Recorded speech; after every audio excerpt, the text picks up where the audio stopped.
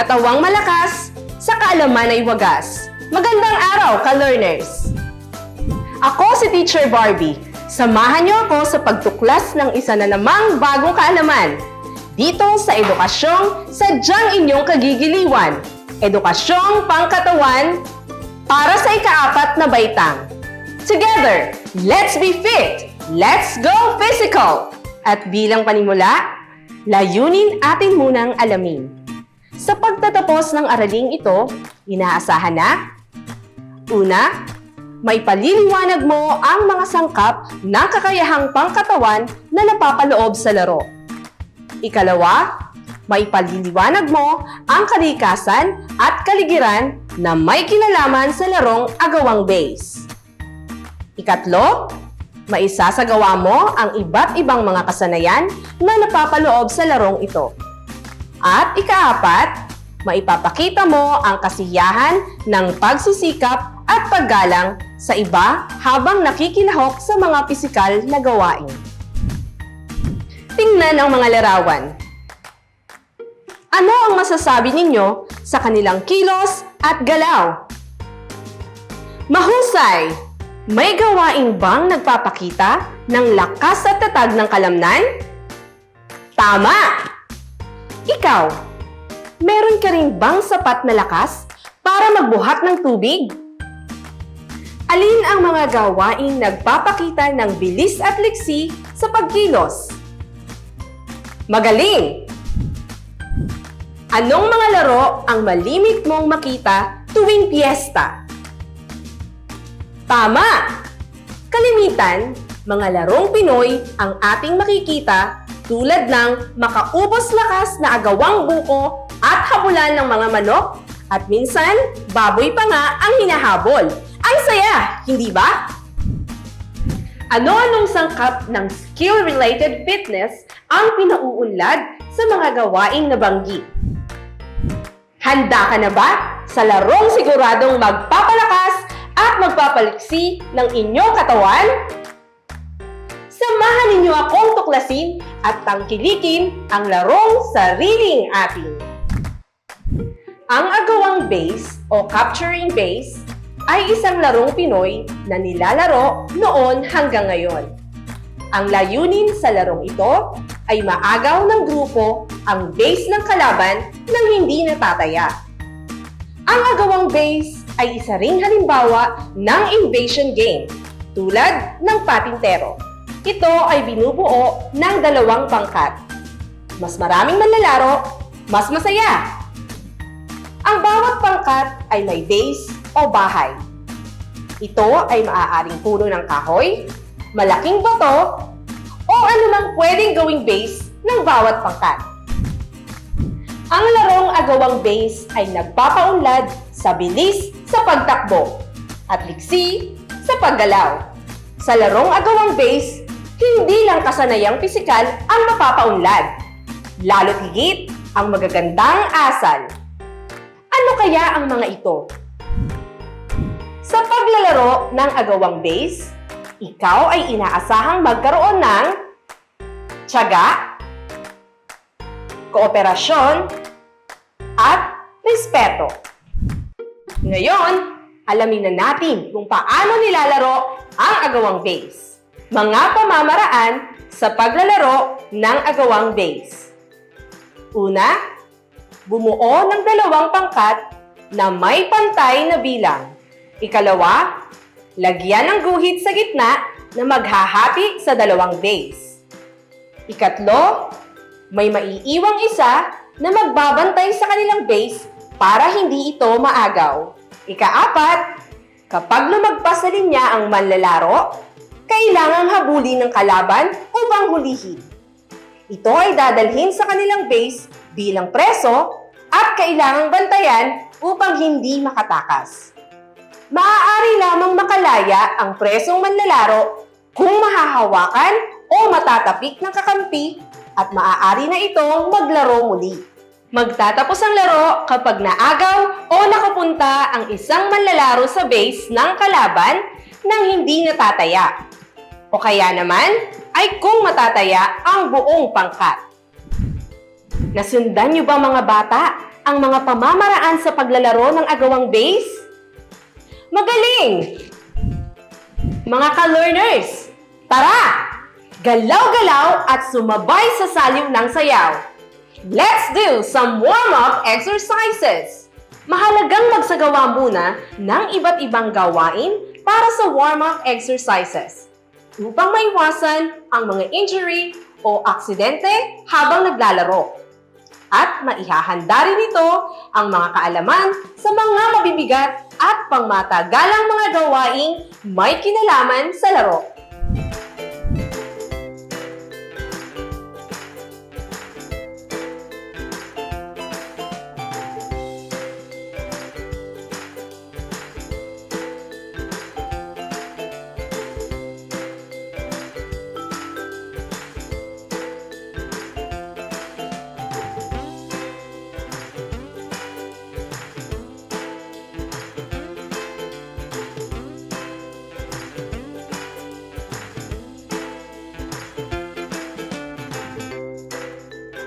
Kumusta mga bata?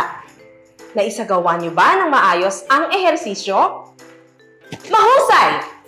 Hiningal ba kayo? Okay lang yan. Magpahinga at uminom ng sapat na tubig at huwag ding kalimutang punasin ng pawis. Pagkatapos pawisan, mga alituntuning pangkaligtasan naman ang dapat malaman. Para iwas injury at paglalaro'y maging safe at happy. Mga alituntuning pangkaligtasan sa pagsasagawa ng laro. Sumunod sa pamantayan ng laro. Maging malinis sa pangangatawan. Tiyaking maayos at ligtas ang palaruan sa anumang sakuna o aksidente. Magsagawa ng warm-up exercise bago gawin ang laro at cool-down exercise pagkatapos ng laro. Iwasang makasakit ng kalaro. Tanggapin ng maluwag sa kalooban ang pagkapanalo o pagkatalo sa laro.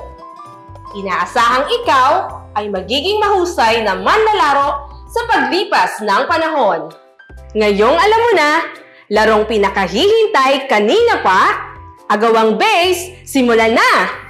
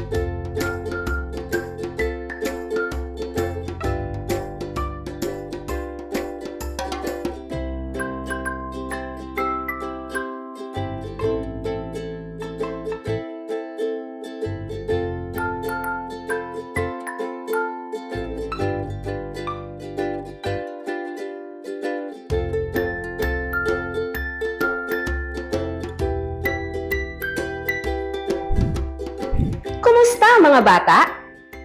Nasiyahan ba kayo sa larong ginawa ninyo? Naisagawa ba ng maayos ang lahat ng mga pamamaraan at tagubilin sa paglalaro nito? Oops! Isa pang tagubilin! Tandaan na kung may warm-up, may cool-down. Mahalagang maisagawa ang cool-down exercises pagkatapos maglaro upang manumbalik ang antas ng pintig ng puso sa antas ng pamamahinga. Mahalaga rin ito upang maibalik sa normal ang temperatura ng katawan at normal na galaw ng mga kalamnan. Kaya, tara na! Cool down exercises, let's do it!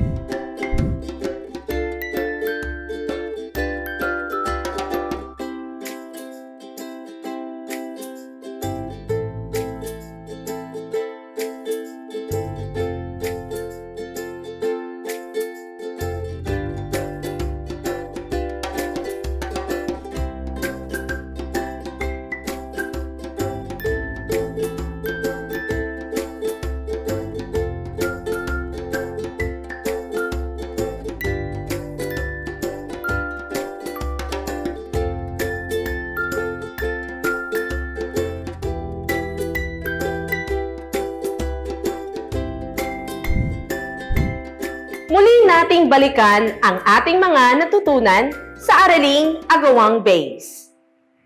Ano nga ba ang larong agawang base? Ang agawang base o capturing base ay isang larong Pinoy na kasama sa invasion game tulad ng patintero. Layunin nitong maagaw ang base ng kalaban nang hindi natataya. Magaling! Muli nating alamin kung ano-ano ang skill-related activities na ginamit upang maisagawa ang laro. Bilis at liksi. Mga bata, lagi nating tandaan, ang ating katawan ay mahalaga. Ito ay dapat alagaan at pagtuunan ng pansin. Mahalaga ang pagkakaroon ng sapat na physical fitness upang mapanatili ang masiglang isip at katawan, masayang pamumuhay at makaiwas sa sakit. Self-check muna tayo mga ka-learners. Suriin ang mga larawang aking ipakikita. Sabihin ng opo kung ito ay mga gawaing nagpapakita ng kasanayan sa larong agawang base at hindi po kung hindi. Handa na? Ito ba ay nagpapakita ng kasanayan sa paglalaro ng agawang base? Ang tamang sagot ay hindi po. Ito ba ay nagpapakita ng kasanayan sa paglalaro ng agawang base? Ang tamang sagot ay opo. Ito ba ay nagpapakita ng kasanayan sa paglalaro ng agawang base? Ang tamang sagot ay opo. Ito ba ay nagpapakita ng kasanayan sa paglalaro ng agawang base?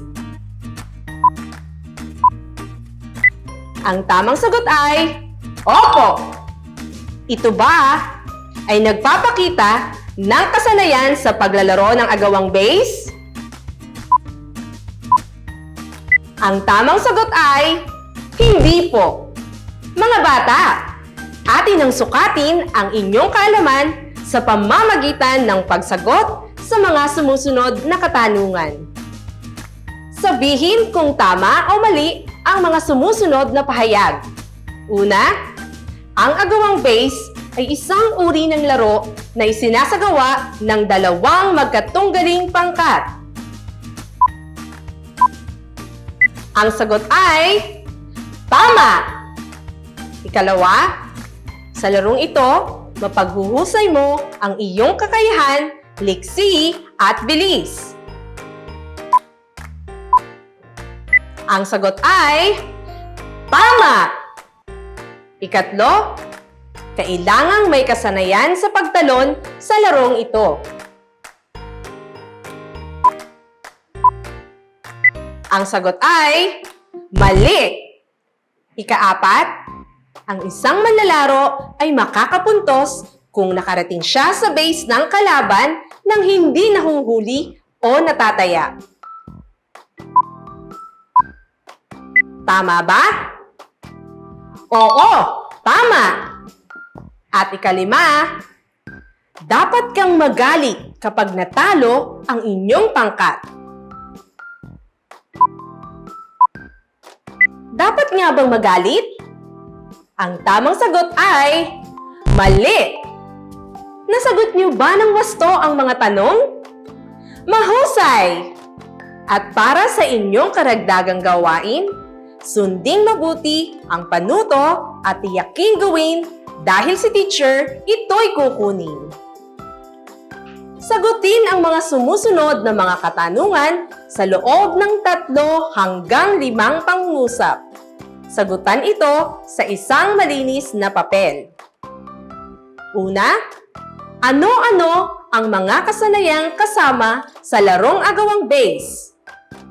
Ano ang naitulong nito sa inyong pisikal na katawan? Ikalawa, saan at paano mo magagamit ang mga kasanayang iyong natutunan sa larong agawang base sa iyong pang-araw-araw na gawain. Natapos na naman ang isang araling siguradong kayo ay naaliw. At sa kaalaman, di kayo nabitin.